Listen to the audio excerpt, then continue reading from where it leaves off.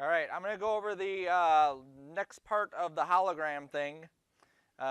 For your hologram, the end goal of this is that you're going to have your hologram be 3D so that we could lift it up, rotate it around if we needed to. It has layers to it. So don't think of it as just like a piece of paper that has like icons on it. Think of it as something that actually has different layers that would, if we rotated it, and we will, has actual layers to it, and all these things are kind of moving. It looks intricate, it looks fun, okay? The animation for it will be imagining if somebody is actually interacting with it. They're clicking on buttons, things are happening on the screen. You can videotape someone if you want, so if you have a friend and you want to videotape them, just kind of like moving around, and then you want to animate your stuff to that, you definitely could. You could use that in the video, or you could just use it as a reference for how you animate and then get rid of the person. Sometimes that's just helpful to have some kind of point of reference for how fast things are going. If I move my finger here and then slide it across, I know the exact timing for how long it's going to take to move something across the screen. If I grab something and do this, I know exactly how long it's going to take based on how long it's taken for that. Okay? So you don't need those things, but you could have somebody help you out and do that, or you can just videotape yourself too. If you do, make sure the camera's on a tripod, make sure it's like pretty much dead on straight-ish, so that you have that. For mine, I incorporated a little robot guy.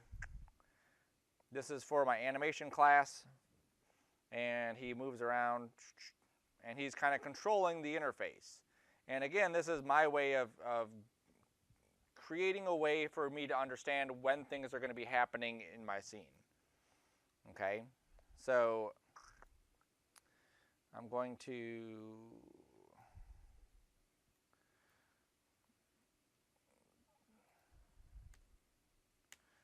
reset this for a second. So I take my robot guy that I imported, I bring him down into my scene here. He's already actually there. And this is what it's going to look like, and will work, and I'll show you how I set this up. I'm going to go back to that one. Okay. Oh, that's not the right one.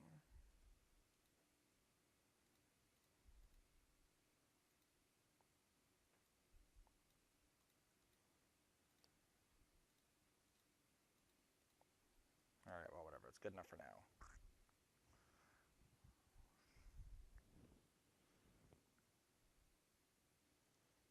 So here you can see sliding that over. He's going to grab the black one, slide that over, and then he's going to lift them up. Okay? So again, this is just my way of being able to see what this is going to look like with someone or something kind of interacting with it.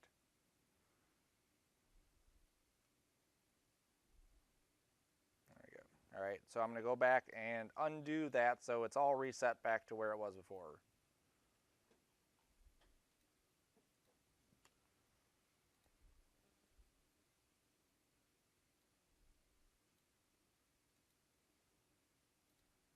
Turn that off. I'm going to turn my main controller off.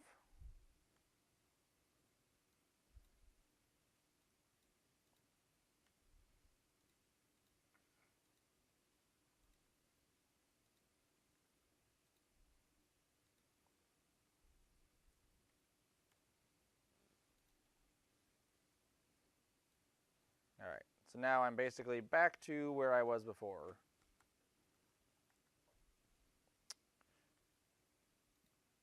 There we go. Now I'm back to where I was before. Okay, so I dragged the robot in here just so I have some point of reference. I need to set this up so that I can actually move it around, turn it, and start controlling some of these features. Like I said, I want to be able to pull things off of here. So the way that I set this up, you don't have to set it up the exact same way, but you should do it in a very similar fashion mainly because it works. Look at all of your parts and see how best to control each one of those. For me, I have several main areas. I have the green circles in the middle, black circles in the middle. I have these kinds of other random pieces that are kind of sitting around it. Those are all my three main pieces. So what I did for each of those is I created a green controller, which I just made a null. Okay, I hit the enter key, I typed a green controller. I created a black controller, and I created a whatever controller. Whatever is like everything else, okay? All of my items are either parented to the green one, so I've grabbed all of these pieces and parented it to the green controller. The black controller is anything that is part of that black circle in the middle. So you can see what that is. That's all of these pieces. Oops, not that one. Get out of here. There we go. Okay, all of those are parented to the black controller. And then everything else in my scene is parented to the whatever controller. Okay, now what that gives me is the ability to take the movements, the positions, the rotates, and the scales for all of my pieces and have them being controlled by three main things. So if I wanted to move all of my black discs to the left or to the right, or the green ones and move those wherever, very easily I can grab the green controller and just, it's in 3D mode, all my layers are 3D. And I can move it over here, and you'll see that all the green layers go over to the side. If I go to the black controller and hit position, I can move my black stuff off to that side, okay? Without me having to go through and keyframe each one of those layers. That would be a huge hassle to do, okay? So I also have taken my green controller, my whatever controller, and my black controller, and I parented those three things to my main controller. So think of it like this. I have a main controller that literally is like everything. My three main controller, my three black, whatever, green controllers are inside of that main controller, so that if I need to, I can grab my main controller and move everything left and right, or rotate everything, and really position this exactly where I want it. So let's say you shoot, you videotape your friend interacting with this interface. You have a desk set up, your friend is on one side of the desk, and they're going to be touching parts of the desk, and that's going to be how the interface reacts. So if I need this interface to be on the desk, it's simpler, because all I have to do is go to that main control and rotate it, and then position it so it's lined up with that desk. That's all I have to do. Okay, it's that simple. Everything else as far as the animation goes is still working. When I hit play, you'll see how all of the other stuff that's on here, here's my rulers, those are still moving. Here's my levels, those are still moving. It's upside down, so let me flip it. There we go.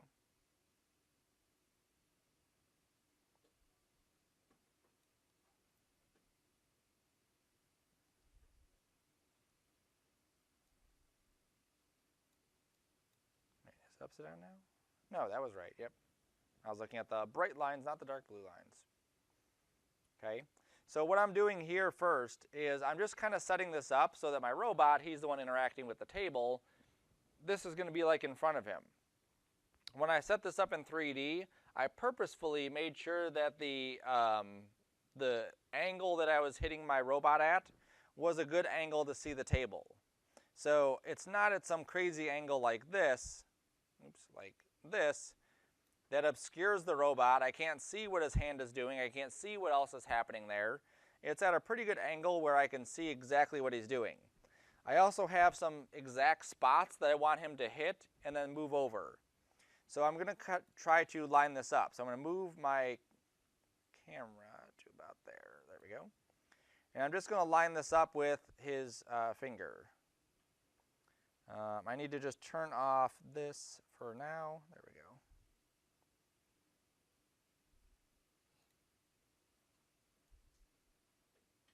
Oops. Main controller, there we go. So this is about where he's touching the center of this. That's about where that needs to be. Maybe a little bit smaller so it fits on the screen. All right, that should be good there. And maybe I'll move it down just a touch more, just a little bit like that. Okay. So now the way that this animation comes in, the robot does one of these motions. This is bringing the hologram into the screen. I'm not going to have it like move in from the side because that's going to look weird. Like where is it coming from that's moving in from the side? I'm actually going to have it kind of digitize so that it digitizes into the scene. Then he does one of these numbers, which makes it lay down flat, okay? So I can do that in this scene. I'll do the digitizing thing later. So now that I have this in the right position at the end, so there's where he moves it in. That's where he's laying it down. Now I'm going to set a position keyframe and an orient keyframe, and then kind of work my way backwards. So his hand is up here. Yep. So I'm going to reset this like so. I'm going to move this up like so. There we go. Okay, so now imagine he wipes it in, and then he is putting his hand down to lay this thing down. Now we don't see it too good, but once it's transparent, we'll see it a little bit better. So I can come back and adjust that later if I need to. So that's all I need for my main controller. Now he's going to take his finger and put it in the middle of the green. So I'm going to jump to the green controller, go to the position here, set a keyframe, go to the end of this, slide this over. And again, this is why I like having this reference, because there's less guesswork for me. I don't have to think about where is this keyframe going to be. I know he moved from here to there. That's where his finger is going to be. That's what's going to move that over there. Even the speed of that, I can see that the speed doesn't match perfectly. So I'll set my easy ease. I'll take a look. Nope, it's still a bit off. This keyframe should probably scoot in a little bit more. There we go.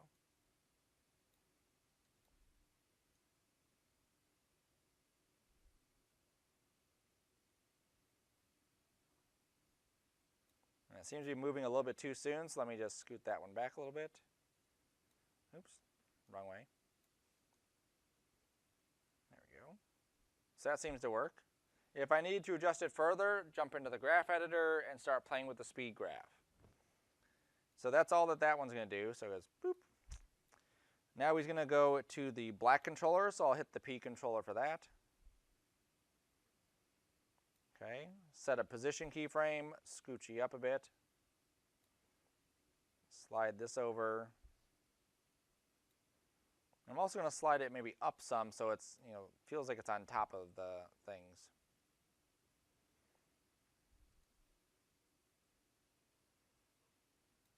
Again, I'll make this easy eased so that we get a very similar motion to what his hand is doing.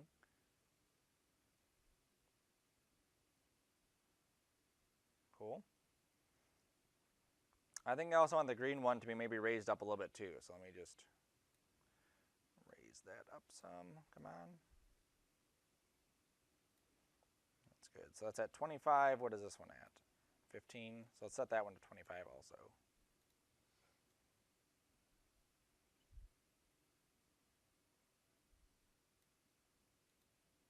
Oops.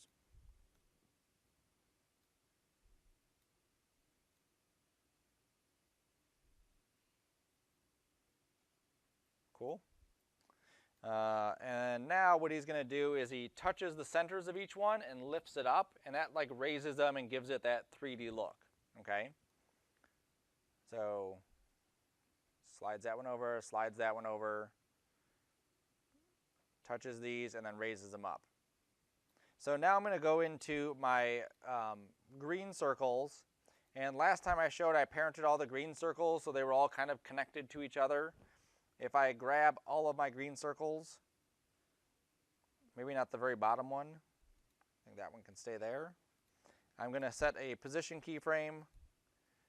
I'm going to scooch up until it's at the highest point, and then slide it up. There we go.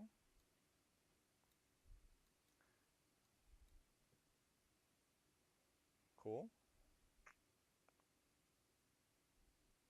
And then I would do the same thing to the black one. The black one, I don't have it set up correctly yet, so I'm not going to do that one yet, but that's how that would go. Okay.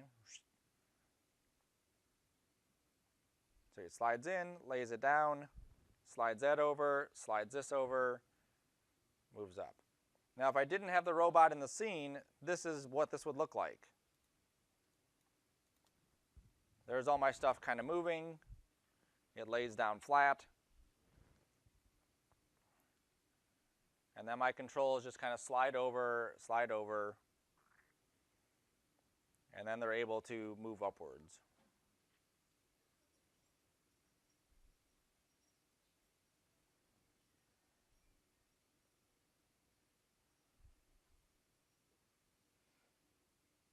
Okay, now once I take all of this stuff and I have, let's say, motion blur on this, this will again have a more realistic effect. We'll see a lot more of that fuzziness as it's sliding across the table. And then obviously as it moves up and down, we'll see that motion blur as well.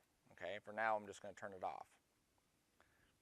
So I'm going to turn my robot back on so I can get him back in the scene.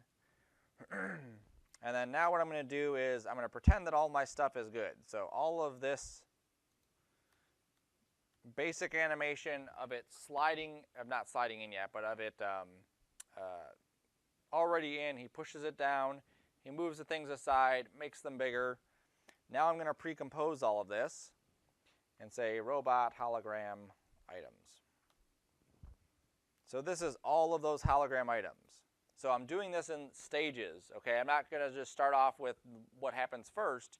I'm going to do what I need to do first, because right now, if I were to pre-compose this right at the very beginning and I wanted to animate the green items, I have to then go into this and then I have to guess as to what this is going to be doing, because I can't see the robot in this scene. He's still in the other scene. Okay, so then I'm going to take this, and this is where I'm going to do the wiping in part. So when he comes here and he wipes this in, like that, I have to figure out how I want that to happen. I could go into, let's say, track mats, and I could make a track mat for it, just like we've done before. I could draw a mask on here, like this, and I could do a reveal for this, so it just kind of like wipes on or something. Okay, I don't want to do that.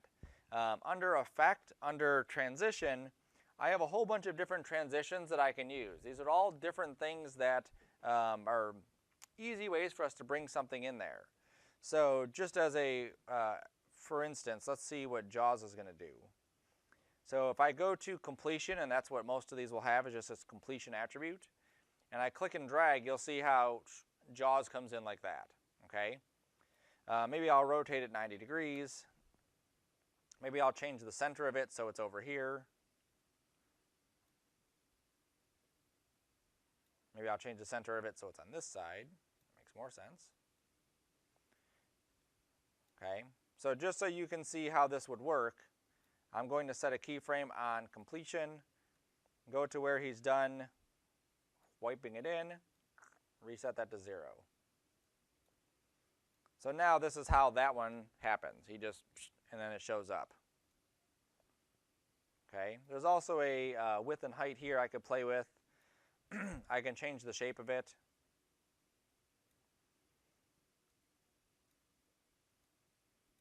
Make this wavy, change the width or the height.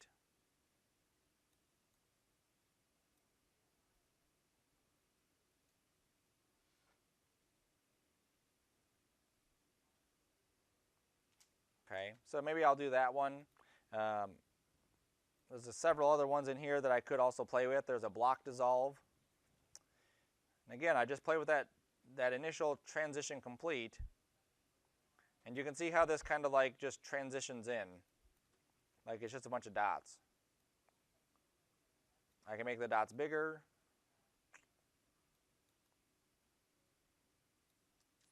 And there's no feather on it. Get rid of the soft edge. There we go.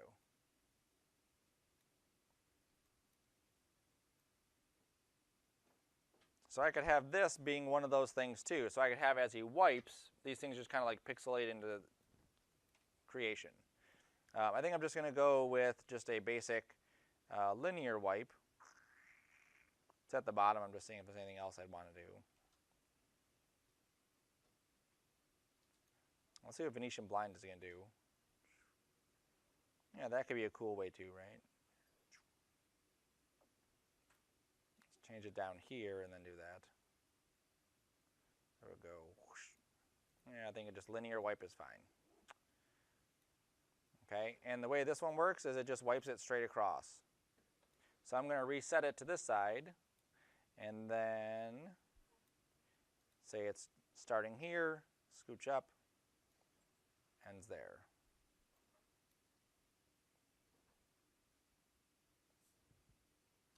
Okay, so now that I have him wiping it onto the screen, now I can add some effects to make this look more like an actual hologram. So under the effects, under stylize, I can go to glow. Typically a hologram has some sort of glow to it. If you look online, you can kind of reference some of these things. Right now the glow is being based on the color channels, so the brighter the colors, the more glow we're going to get. Right now all of my black stuff here is black, and so there's no glow coming from it. Even if I play with the threshold, it's never really going to hit that point where everything glows. Okay? So if I go back into this composition and I turn on this adjustment layer that I made, this adjustment layer colored most of the black stuff. Let me make it up one more. There we go. Colored all the black stuff to this bluish color. So now when I go back to that hologram, this one, now everything is going to have that glow to it. Okay? So I could have also gone into Illustrator, grabbed all my items, colored them whatever color I wanted, which is typically how I would end up kind of finishing that off to get the exact colors. I can play with glow intensity. I can play with where the original is composited. Right now behind is typically the best one.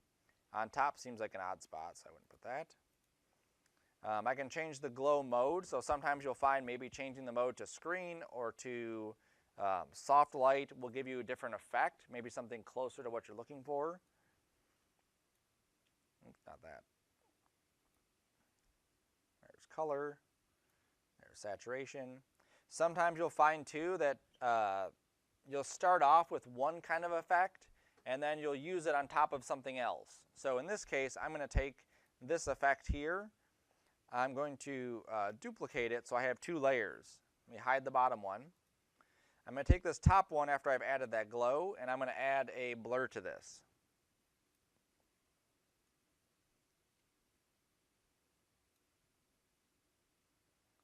Okay, so now I have this like really washed out glow. And then if I take that and drop it on top of the original one, you can't see it yet, so I'm going to switch modes. I'm going to change this to add. And then maybe take the opacity of that top one down some. Maybe still too much. There you go. So that might be kind of a good look for it. Maybe even further, like 5%. Let me get rid of the glow on the bottom one.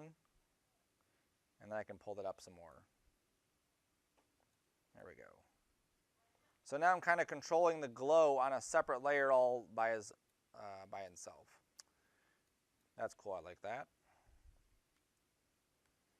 Make sure it works all over. Yes. Pushes it down. Still working. Yep. Cool.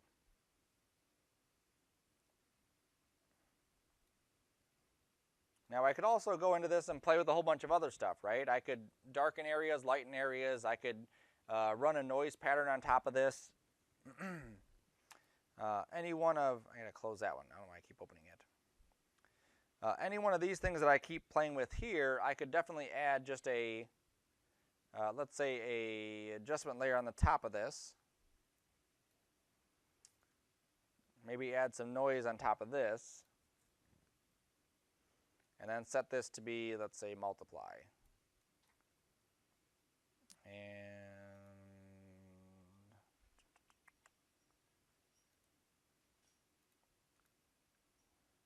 there we go.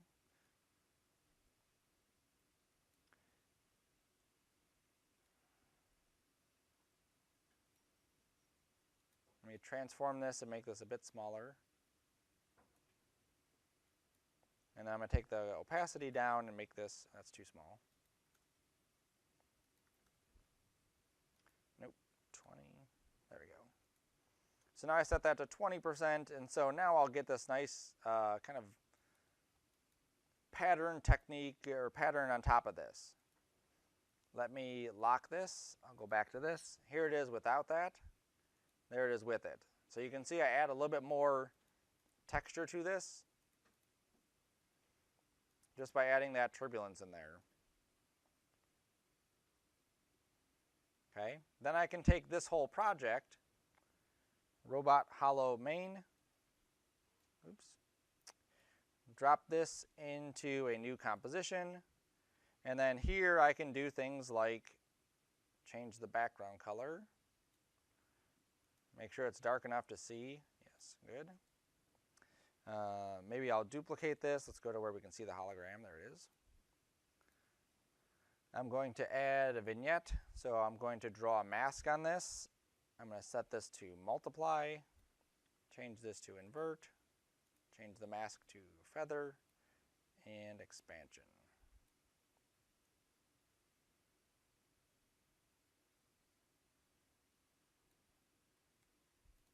Maybe I'll even add an adjustment layer in here and just tweak what the overall coloring looks like. Unlock this. Let's go to levels.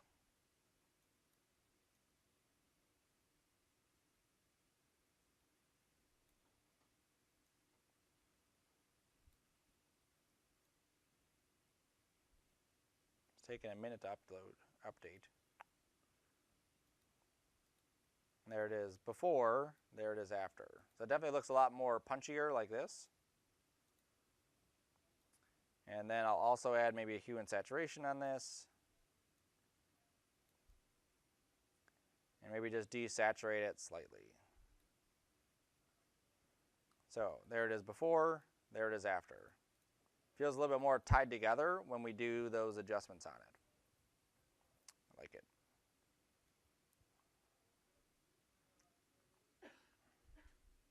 Okay, I could also add sound effects if I wanted to. I could have more things going on. Obviously, I would need to adjust this one. But notice all the detail that's in here. I have my bars that are moving up and down. You don't see them 100%, but you still see that something is moving there. You see these bars moving left and right. Over here on the other side, oops, I must have them turned off. I had those circles. I don't see them at the moment. So I must have those turned off. Okay, now if this was something that they were using for a movie, as his hand gets closer to like the green here, there would actually be like a glow coming around his hand, like his hand would actually be glowing a bit. We're not going to take it to that depth, but that is definitely something that you could do. Even here, where his finger is on top of it, we should see his finger on top of that piece. We don't see his finger on top of that.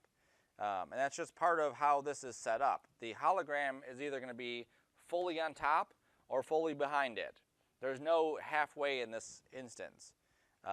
If I wanted to correct all of that stuff, where's my robot? There he is. I would go into my hologram here. Let me pre-compose these two items. Actually, no, I just need the one. I would go into this one. I would go into my pen tool, and I would basically just like cut out where his finger is.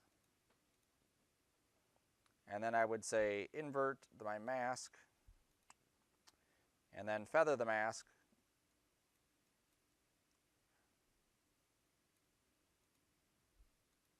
And it's not perfectly there yet, but it's closer than it was. Now we can see that his finger looks like it's more on top of it than it did a second ago. Now when we do something like that, that would have to be then animated frame by frame by frame, because when it comes over here, you'll see that that mask stays in place. So now it's no longer there. So then I would have to animate the mask moving along with the finger. Which is why I said we're not going to focus too much on that. That's what we would want to do if this was a movie quality type thing or commercial quality type thing. Because this robot is CG, I have the ability to actually render out different parts of him. So I could take like just his hands and render out just his hands. And then all these masks, I don't have to draw them out individually. They're already there. I can just utilize them.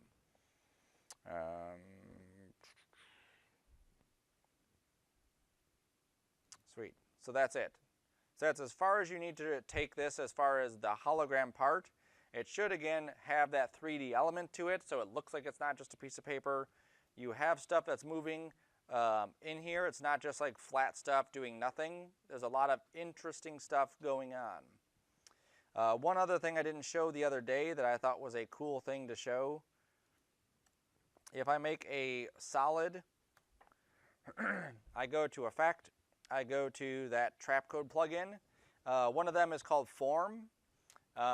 This is basically particles that don't move. You can have them move, but they don't. This is a huge dialog box here, so you just kind of take this like one tab at a time.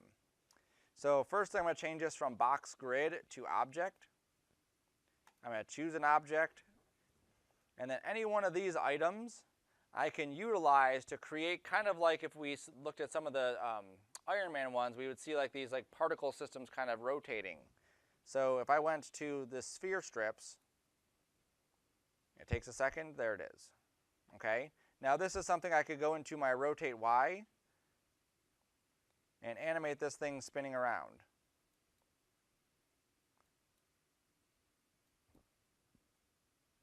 Okay, now it goes super slow, so that's one of the reasons that you may, you can set it up and then maybe hit play, wait for it to load, take a walk, come back and see what it looks like. Okay, so you can see it kind of moving there. You can play with the size of it, so obviously you can change the size. You can open up the particles and change, the object settings and change the amount of particles. So if I lessen the particle density, we'll have less particles on that. It's too many or too little. I can also change where they're at. So this is on vertices. This is on faces.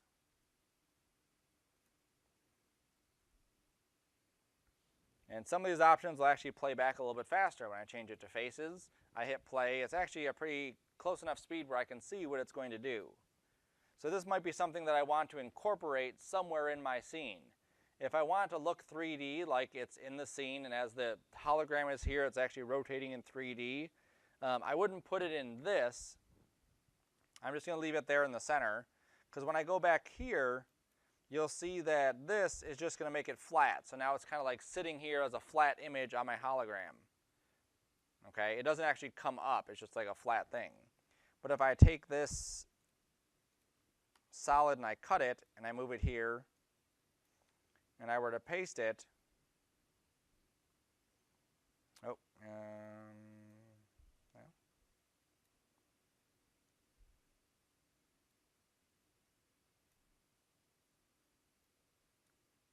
where are you at? Let me change the solid color to that.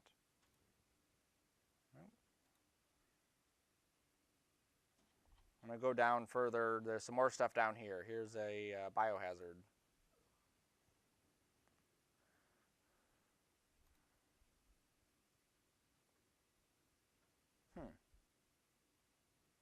It's weird that it's not loading it in here. It should be loading. There it is. There it is.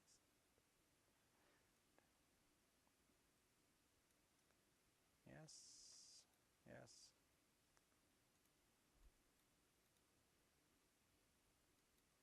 All right. Let me delete that and I'll just remake it real quick.